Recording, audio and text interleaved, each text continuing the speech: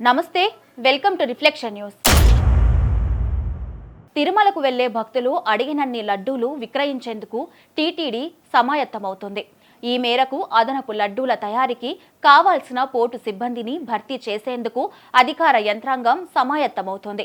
భక్తుల డిమాండ్ను దృష్టిలో ఉంచుకొని టీటీడీ లడ్డూల తయారీకి సంబంధించి 74 మంది శ్రీ వైష్ణవులు, 10 మంది శ్రీ వైష్ణవేతరులను నియమించాలని నిర్ణయించింది.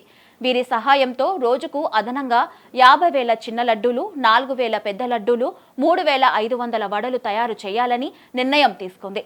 సాధారణ రోజుల్లో లడ్డు విక్రయాల్లో పెద్దగా ఇబ్బందులు లేవు. వారాంతాలు, ప్రత్యేక పర్వదినాలు, బ్రహ్మోత్సవాల వేళల్లో లడ్డూలకు ఎక్కువ గిరాకీ ఉంటుంది. ఆ సమయంలో భక్తులు అడిగిన అదనపు లడ్డూలను ఇవ్వలేకపోతున్నారు. ఈ సమస్య పరిష్కారానికి లడ్డూల తయారీకి టీటీడీ కీలక నిర్ణయం తీసుకుంది. దర్శనం చేసుకున్న భక్తులకు ప్రస్తుతం ఒక చిన్న లడ్డూను ఉచితంగా అందిస్తున్నారు.